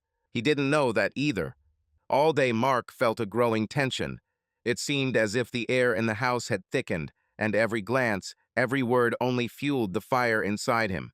He tried to keep his distance, but something bothered him. Ashley was also tense, but tried not to get into conflicts. However, in the evening, everything fell through. "Why do you walk around with that face?" she suddenly said when he silently put the plate in the sink. "What is this?" His voice sounded harsh, evil, detached. "You act like I don't exist, and then you look at me like you're expecting me to say or do something wrong." Her voice was filled with anger. Mark exhaled in irritation. "What do you want, Ashley? So I can pretend that everything is okay, to forget that you—" He clenched his teeth without finishing. "I'm not asking you to forget," Ashley raised her voice. "But you act as if I'm already sentenced, as if I'm a mistake that you simply have to endure. I'm trying to fix something, but you don't even give me a chance." Mark clenched his fists. Anger and an incomprehensible storm of emotions boiled inside him. He didn't know what to say because every word got stuck in his throat. "What if I don't want to give you a chance?" he barked, coming closer. "Have you thought about this? I was thinking that I can't just take it and forget. I can't just take it and trust you again." They stood in front of each other, breathing heavily. Their gazes collided, filled with anger, pain, understatement. Ashley suddenly stepped closer, and before Mark knew what was happening, she grabbed him by the shirt and pulled him towards her. Their lips collided not softly, not tenderly, but desperately, with an admixture of pain, anger, and some kind of unbearable melancholy. Mark didn't push her away. His body betrayed his mind, and the next second his hands were squeezing her waist, pulling her closer. He felt the taste of her breath, her warmth, her trembling. It wasn't right, but damn, it was real. But after a moment, he pulled away abruptly, as if waking up. He looked at her with wide eyes as she caught her breath, her lips still parted. Damn, he whispered, taking a step back. Ashley didn't move. Only her eyes shone in the twilight of the kitchen. This shouldn't have happened, Mark breathed, clenching his fingers into fists. He turned and quickly walked out of the room, leaving Ashley alone in the midst of a chaos of emotions that they both could not control. After that kiss, Mark couldn't stop thinking about Ashley. Her lips, her breathing, the heat that flared up between them, all this did not give him peace. He was angry at himself, at her, at their situation, but the worst thing was that he began to notice how his anger was gradually being replaced by something else. Something he didn't want to admit. Consultations with the family therapist continued. At each session, Dr. Harris patiently addressed their emotions and helped them make sense of their feelings. "You both have strong emotions for each other," he said at one of the sessions. "Anger, pain, resentment, all this often goes hand in hand with passion. Your feelings have not cooled down, Mark. They have changed, but have not disappeared." Mark wanted to object, but he knew Harris was right. Ashley still evoked emotions in him too strong, too intense to simply ignore. Mark couldn't sleep. It seemed to him that the thoughts inside his head were louder than the beating of his own heart. He got out of bed to somehow distract himself and walked barefoot into the kitchen. He poured some water and leaned his elbows on the countertop. But the cold liquid did not quench the thirst that burned him from the inside. He heard light footsteps before he saw her silhouette. Ashley stood at the window, her back turned to him, in a long t-shirt falling off one shoulder. The soft street light snatched her figure from the twilight, making her image almost ghostly, somehow unreal, and at the same time terribly close. Mark's heart began to beat faster. With every breath, he felt more and more keenly the faint aroma of her hair and skin, the smell that had once been most dear to him. He wanted to touch her, cuddle up to her, inhale this aroma deeper. And suddenly she turned around.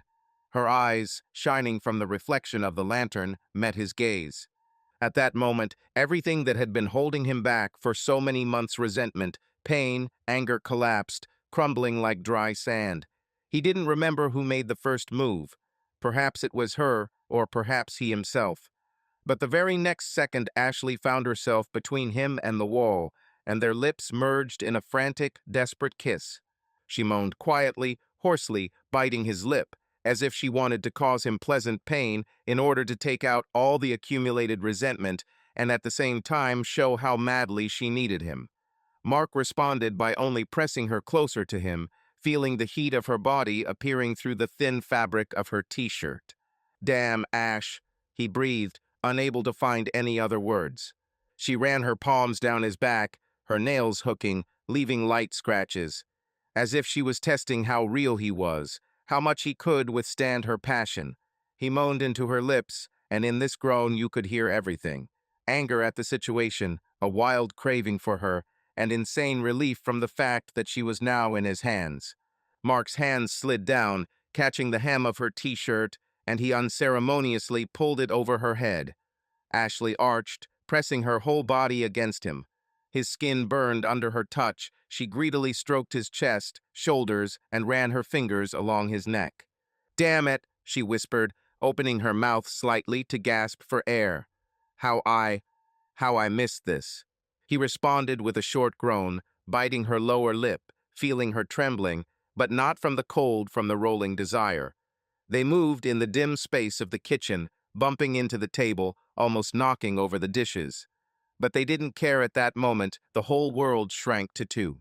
"Tell me that you want this," Mark blurted out. He himself did not understand what exactly he was trying to achieve. Statements? Permissions? probably all at once. I want this, her voice almost became hoarse. Want you. To hell with everything. He pressed her back against the cool wall. The contrast between the cold and her hot body cut her skin, but did not stop her for a moment. She wrapped her legs around his hips and tangled her fingers in his hair, pulling him into another frantic kiss.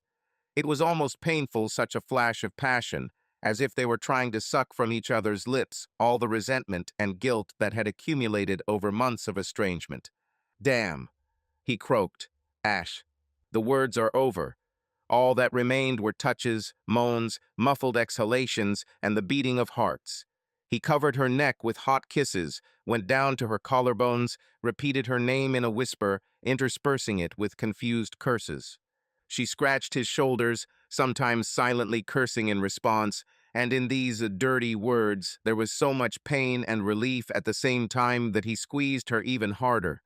Each word became a new impetus, both literally and metaphorically, to lose myself in this crazy merger.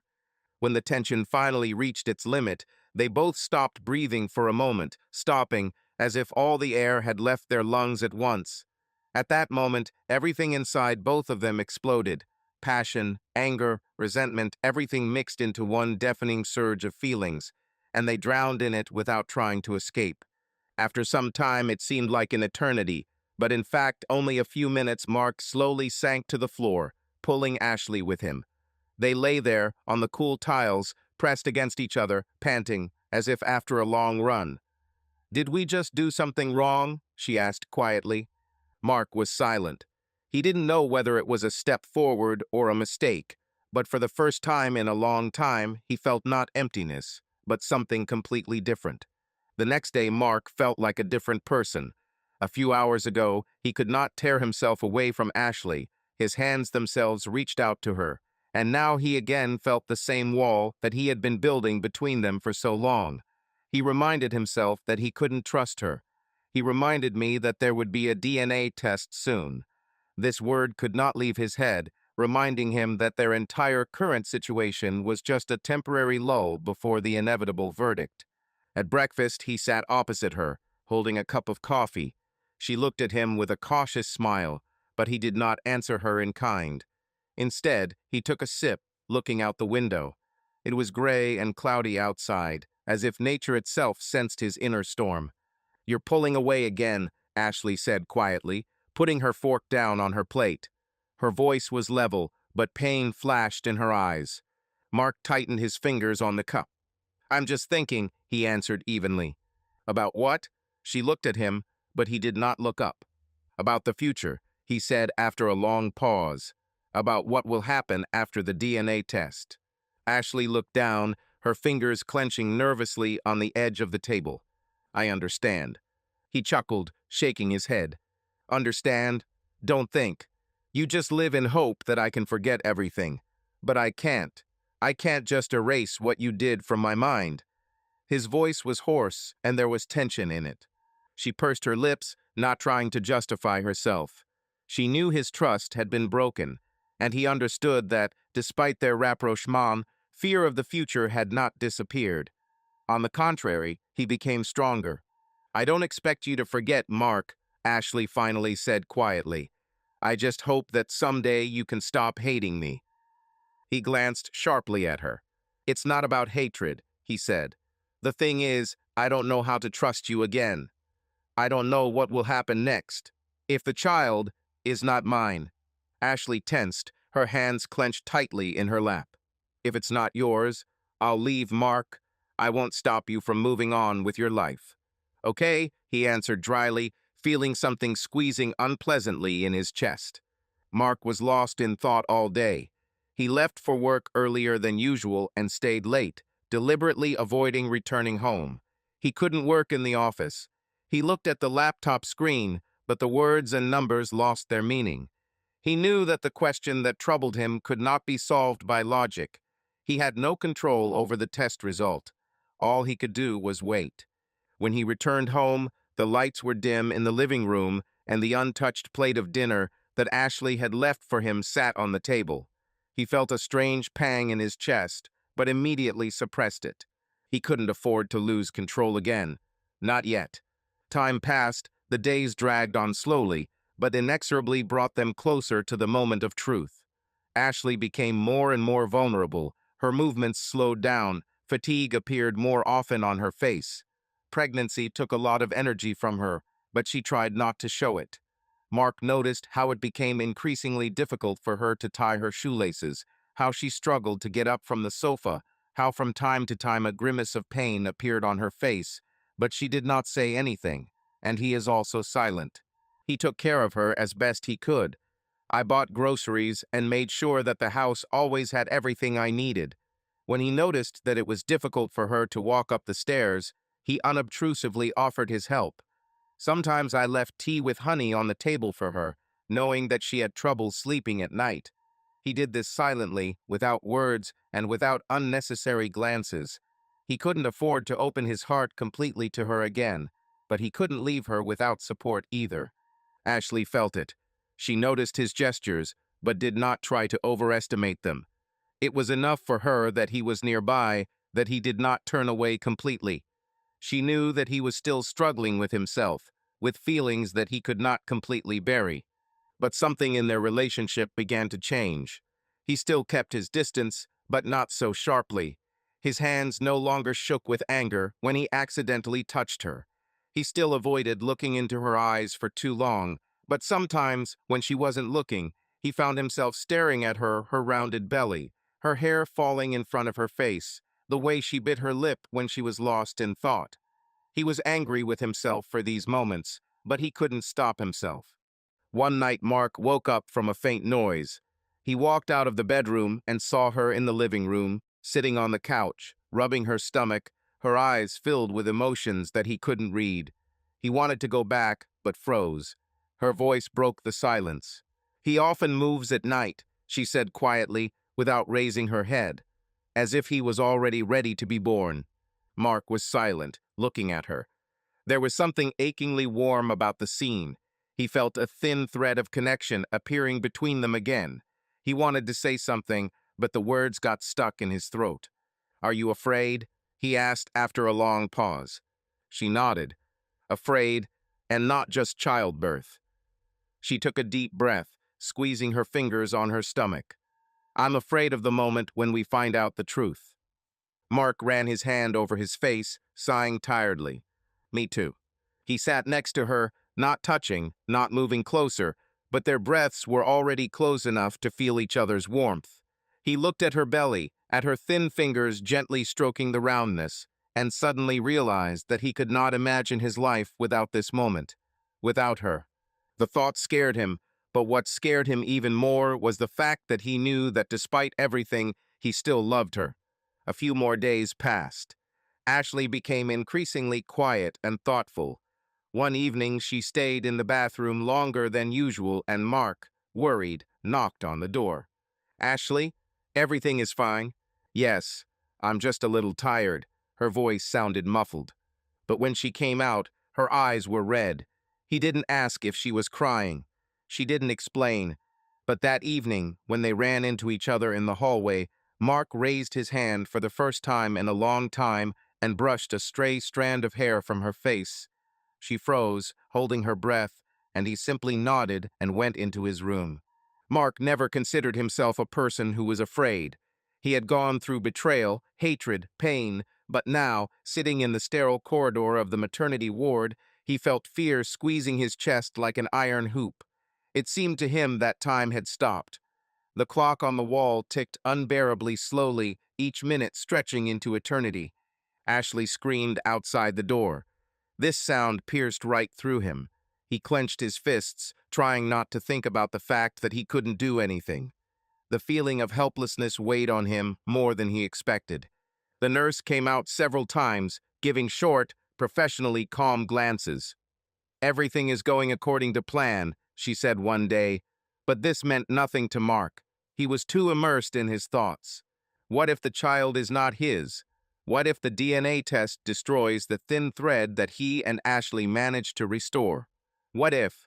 What if he couldn't let go of this baby, whoever he was? Suddenly, the screen was replaced by a sound that made him freeze. Child's cry. Mark rose from his seat, not immediately realizing what he was doing. My heart was beating wildly, my blood was pounding in my temples. He never thought that just one sound could change him so much. A few minutes later, the door opened, and the doctor walked out into the corridor. There was a slight smile on his face. "Congratulations, you have a son." Mark blinked as if he couldn't believe his ears. "Son?" His voice sounded hoarse, almost unrecognizable. The doctor nodded. "Everything went well. Mother and child feel fine. You can come in." Mark entered the room, not knowing what to expect. Ashley lay on the bed, looking exhausted but happy. In her hands, wrapped in a blanket, lay a small, pink lump. She looked up, and in her eyes, he saw everything: fear, joy, hope. "Do you want to hold him?" she asked, barely audible. He didn't answer. He just walked over slowly and carefully took the baby in his arms. The moment he looked into the tiny child, something inside him turned over. The lab lobby seemed to be several degrees colder than usual. Mark felt the unreality of the situation pressing on him. Every sound, every rustle echoed in his ears. Hundreds of thoughts floated around in confusion in his head, while he clutched a thin envelope in his hands, inside of which was the answer to the question that had been tormenting him and Ashley for the past months. They were invited into a small room, modestly furnished. A table, 2 chairs, a small sink, and some medical equipment along the wall. Apparently, this is where they had to wait for a laboratory representative who would talk about the test, describe the results, and answer possible questions. Ashley held a baby in her arms, wrapped in a soft white blanket.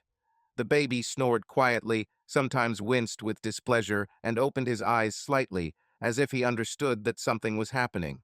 "I'll be right there," Mark said in a whisper, smiling uncertainty at Ashley. He went out into the corridor to take a breath and calm down a little. On the walls hung posters advertising genetic tests, promising services ranging from establishing kinship to creating personalized diets. It seemed that this world of laboratory research was infinitely far from the chaos of feelings that was now raging in his soul. After being discharged from the hospital, Mark almost did not find a place for himself. Life changed rapidly. Instead of the usual worries about work, meetings, and plans, everything moved to the plane of a new reality, into the world of a tiny child with his fragility and helplessness. In the room they had previously arranged for the baby, there was a cradle, and there was the smell of baby lotion and clean diapers. But these pleasant details were drowned in oppressive anxiety. Every evening, when Ashley finally fell into a short, light sleep, Mark sat in the living room with his head in his hands. The thought that there was now a child in his house who might not be his was driving him crazy. He understood that he should trust Ashley, but the terrible "what if" did not give him peace. Scenes of their quarrels flashed before my eyes, moments when they were so close to breaking up that it seemed that nothing could be returned. Many times during those nights he tried to imagine what would happen if the test showed a disappointing result. How will he react? Will he be able to forgive? And if the child is still his, will he find the strength to believe that this crisis in their relationship is really over? She felt every bit of his tension and saw how he did not dare to approach the child again, as if afraid of becoming attached ahead of time. Often I would wake up in the middle of the night, slip out of the bedroom, and find Mark sitting at the table, staring into space. She didn't know how to help him. Her own fears pierced her heart. If the test showed that Mark was not the father, then their marriage would probably cease to exist. It seemed to her that the misunderstanding between them was growing like an impassable chasm. Sometimes she wanted to persuade him to abandon this idea, but she understood. As long as the question hung in the air, it would corrode their relationship. We need the truth. They had to settle this once and for all. The day of the test has arrived. Ashley had a hard time bringing herself to eat. Mark hardly said a word at breakfast. There was a noticeable tension behind him, as if he had a knot tied inside him that could not be untangled. They got into the car and quietly drove to the laboratory. The road seemed longer than usual. The child behaved surprisingly calmly, as if realizing that his parents were on the verge of a nervous breakdown. In the nurse's office, everything happened almost like lightning. They took a DNA sample from the child, from Mark, from Ashley. Then there was a short speech about when the results would be ready, followed by nods of farewell. But this short interaction was filled with such tension that Mark left the office as if he had crawled out of there. The days of waiting turned into a test of strength. Ashley kept glancing at her phone, as if checking to see if an email had arrived. Mark kept himself under control, but inside he was torn by anxiety. He tried to spend time with the child, changing diapers, putting him to bed, even once helping Ashley give the baby a bath. At these moments, he felt how much he already loved the baby, how important it was for him to be there. But at the same moment, a feeling of guilt for his own doubts and suspicions suffocated him from within. At night, she again heard his steps in the living room, and sometimes, unable to restrain herself, she would quietly come up and lay her hand on his shoulder to feel his warm breath and remember that before all these problems, they were a happy, loving couple.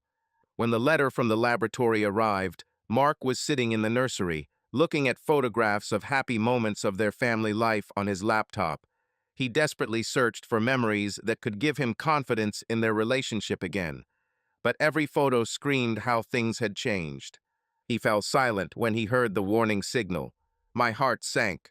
He looked at the screen for several seconds. Giannitas Laboratory, the results are ready. He couldn't believe that this very moment had come. But as he understood, it was no longer possible to delay it any longer. Opening the letter, he saw an attached file with a formal name. Clicking on it, he ran his eyes over the text, not yet realizing what he had read. 99%. The child was his, without a doubt. As if stunned, he sat staring at these numbers. And then everything in his soul collapsed, and at the same time fell into place.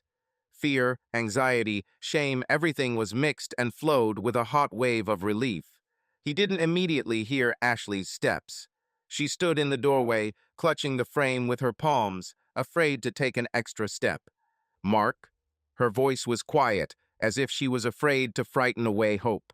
He turned around, and their eyes met.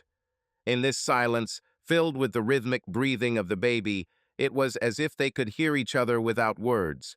Mark just nodded and exhaled. He's mine. Ashley burst into tears.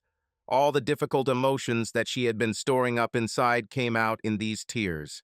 She walked up to Mark and, without letting go of the child, knelt down next to his chair. Mark carefully hugged her and the baby, holding them close to him, as if wanting to make up for all those weeks and months when doubts accumulated in him. At that moment, it seemed that all the accumulated negativity had dissipated, like clouds of fog under the morning sun. They didn't talk about the past or the reasons for his fears. They just understood that everything was finally over. After the test results confirmed that the child was his, something inside Mark finally broke down, or, conversely, got fixed. All this time he had been holding on to cold self-control, to anger, to fear, but now he had no reason left to continue to hate. He looked at Ashley, thin, tired, but still so dear, and realized that he did not want to lose her. I can't live in this hatred anymore, he said one evening as they sat in the living room. I tried to convince myself that I didn't care, that it's all over between us, but this is not true. Ashley looked at him with hidden hope, but did not dare to speak first. I forgive you, Mark said quietly. Not for the sake of the child, not because it's necessary, but because I want to be with you. I want us to try again. Tears streamed down her cheeks, but this time they were tears of relief. She covered his hand with hers, squeezing it as if she was afraid he would change his mind. The next day he went to court and withdrew the divorce petition. Signing the papers, Mark felt calm for the first time in a long time. The future no longer seemed so scary. That evening, sitting on the sofa with the baby in his arms, he suddenly realized they still hadn't chosen a name. We still haven't decided what to call him, he chuckled, looking at his son's tiny face. Ashley smiled as she ran her fingers over the baby's head. Do you have any ideas? Mark thought for a moment, and then, looking at his wife, said, Let's choose together. This time, no mistakes. They went through the names for a long time, remembering those that they had discussed once in the distant past. Mark suggested several strict options, Ashley was leaning towards something softer. In the end, after much deliberation, they agreed on one thing. "What about Liam?" Ashley suggested, looking at her husband. Mark looked at the baby, then back at Ashley, and the corners of his lips twitched into a faint smile. "Liam," he repeated. "Yes, I like it." Ashley smiled and kissed her son's forehead. "Welcome to this world, Liam." Several months have passed. Life has not become ideal, but it has become real. Mark and Ashley were together again, but now they were different, more mature, more aware, more careful. Their relationship was no longer a naive tale of eternal love. They knew how fragile happiness can be, and therefore they treasured every moment. Liam grew up quickly. His first laugh was a new beginning for them. It was ringing, joyful, pure. It was the sound that filled their home with meaning. His every movement, every new sound became part of their common history. Ashley often watched Mark as he rocked his son, and at such moments tears appeared in her eyes. But now these were tears of happiness. Mark has changed. He no longer harbored anger or dwelled on the past. He looked at Ashley differently, with trust that was not there before, with the awareness that love is not just a word, but a choice that must be made every day. There were times when the pain of the past came back, but now they dealt with it together. One evening, they were sitting in the backyard, enjoying the warm summer air. Liam was sleeping in his stroller, and Mark was holding a bottle of beer, lazily swinging his leg. Ashley sat next to him, wrapped in a blanket, her head resting on his shoulder. "Are you happy?" she suddenly asked. Mark looked at her, then turned his gaze to his sleeping son. He was silent for a long time before answering. "Yes, for real." She smiled, lowering her eyes. "Me too." Mark took her hand, intertwining their fingers. They sat there in silence, listening to the wind, the sounds of the night, Liam's rare sighs. They didn't need words. They knew they had a future. They knew they had a second chance. And this time they weren't going to let him go.